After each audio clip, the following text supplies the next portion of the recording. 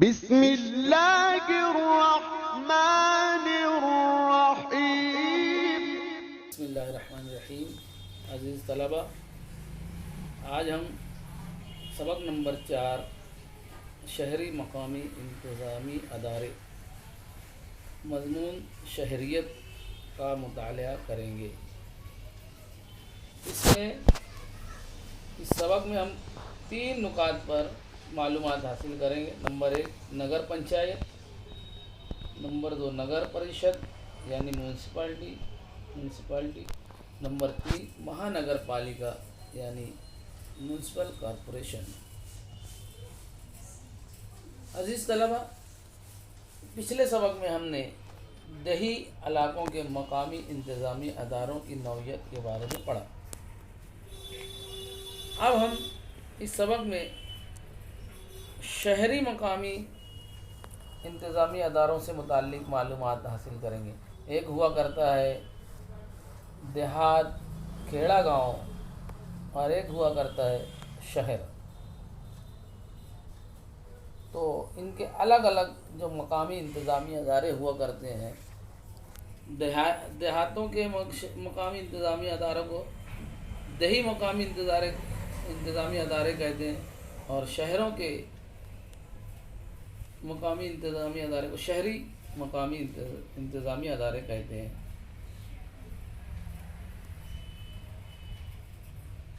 اس سبق میں ہم شہری علاقوں کے مقامی انتظامی اداروں کی نوعیت کو سمجھیں گے۔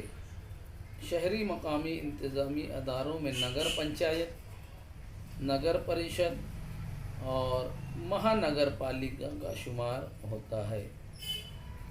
ہمارے ملک میں شہروں کی تعداد بہت زیادہ ہے۔ شہر تیزی سے بڑھ رہے ہیں۔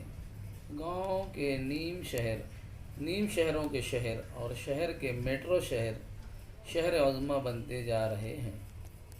شہر کے ارد گرد جو دیہی علاقے ہیں ان کی بھی حیت بدلتی جا رہی ہے۔ آئیے بحث کریں۔ شہروں کو درپیش اہم مسائل کون سے ہیں؟ نجمان دیوالی کی تعطیلات۔ شہر میں رہنے والے اپنے کسی رشتہ دار کے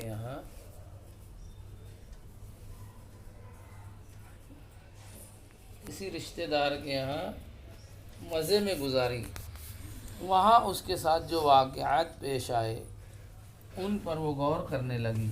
نجمہ کی طرح آپ بھی ان واقعات پر غور کیجیے اور 2 پیراگراف میں اپنے خیالات لکھیے۔ ایمبولینس کا سائرن بج رہا تھا لیکن اسے گزرنے کے لیے کھلا راستہ نہیں مل رہا تھا۔ پانی کی کٹوتی کے فیصلے کی وجہ سے پانی کے ٹینکر کے گرد لوگوں کی بھیڑ تھی۔ باغوں میں چھوٹے بچوں اور معمر شہریوں کے لیے سہولت مہیا تھی۔ اب ہم آگے دیکھتے ہیں شہروں کی سہولتیں اور مسائل۔ ہم یہاں پر دونوں چیزوں کا مطالعہ کریں گے، کیا کیا مسائل ہوا کرتے ہیں شہروں میں اور کیا کیا سہولتیں بھی مہیا ہوتی ہیں۔ نمبر 1 صنعتوں اور پیشوں کے مواقع۔ نمبر 2 ملازمت کے بڑھتے ہوئے شعبے۔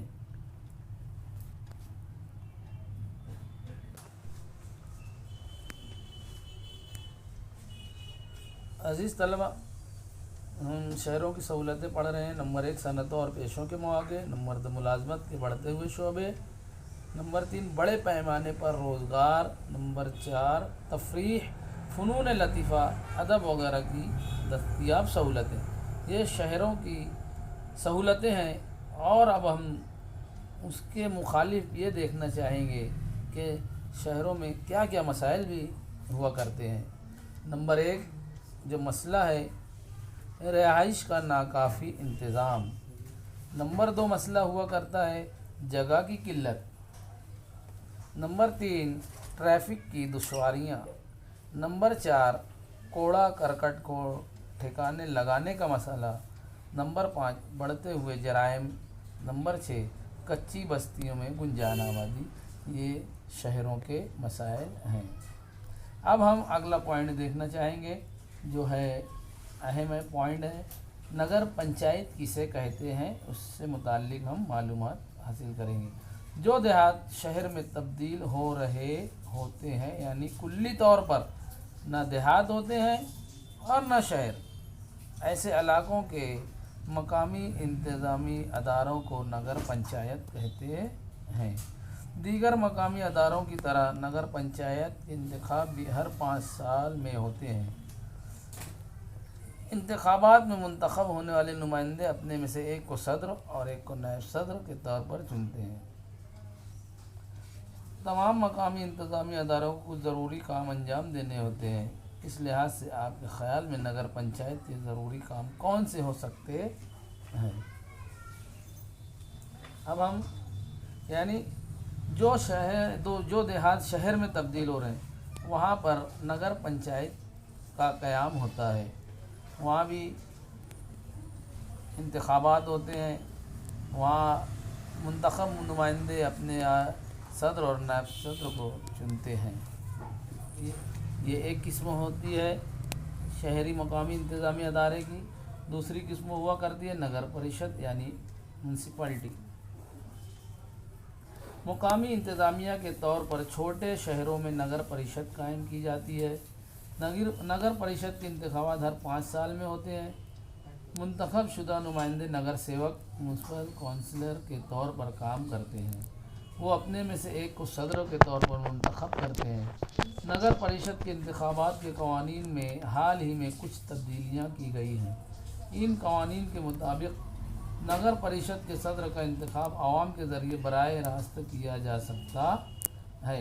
नगर परिषद के नगर सेवक और नगर परिषद के सदर का इंतखाब एक ही वक्त में करने की भी गुंजाइश रखी गई है।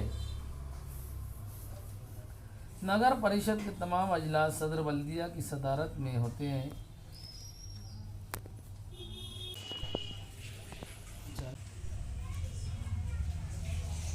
नगर परिषद के तमाम अजलास सदर बल्दिया की सदारत में होते हैं। वो वहाँ के काम काज की निगरानी करता है। नगर परिषद के माली मामलात और मसाइल का ज़िम्मेदार सदर बल्दिया होता है।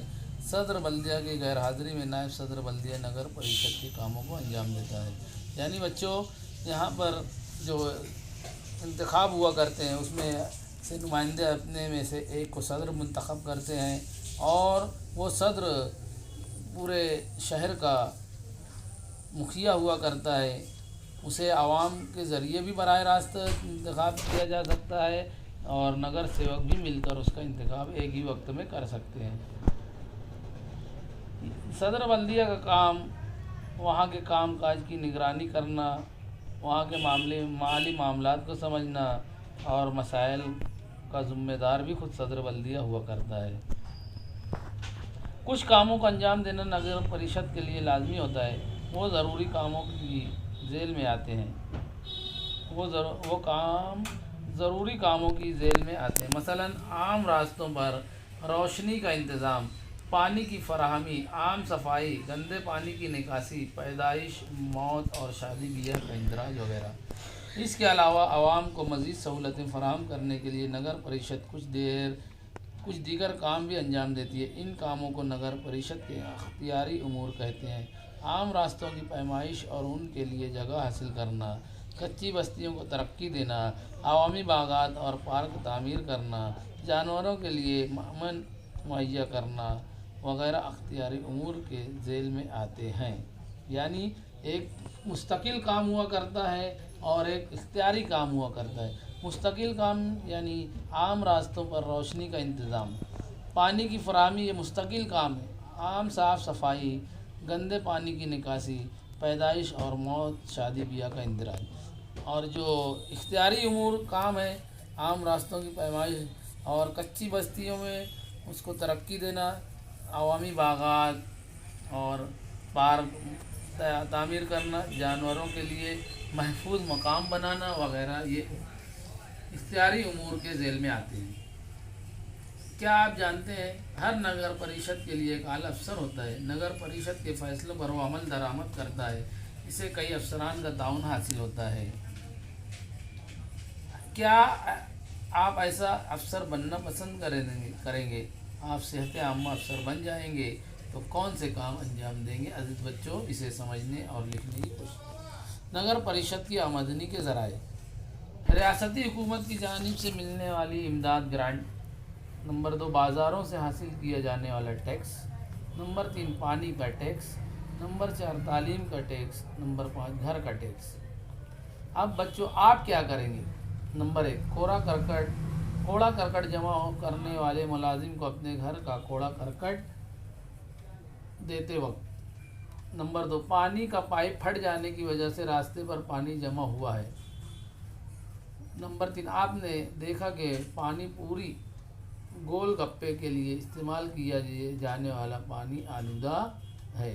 نمبر 4، پل پر سے کئی لوگ سوکھے ہوئے باسی پھول، پتیوں اور چڑھاوے کی اشیاء سے بھری پلاسٹک کی تھیلیاں ندی میں پھینکتے ہیں۔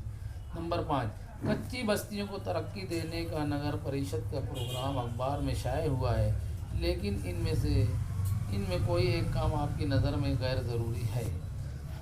آگے آپ اس میں کیا کریں گے؟ آپ غور کریں گے اور اپنی کاپی میں اس کو لکھیں گے۔ نگر پریشد کی جانب سے اپیل، ڈینگو کو پھیلنے سے روکنے کے لیے مچھروں کی افزائش پر قابو پائیے۔ اس کے لیے آپ کیا کریں گے؟ نمبر 1، پرانے ٹائر، ناریل کے خول، پرانے خالی ڈبے اپنے اطراف میں جمع نہ ہونے دیں۔ نمبر 2، اگر بخار کم نہ ہو رہا ہو تو فوراً ڈاکٹر کے پاس جائیں۔ نمبر 3، اپنے گرد و پیش کو صاف ستھرا رکھیں۔ اس اپیل کی بنیاد پر آپ اپنے گھر اور گرد و پیش میں کیا کریں گے؟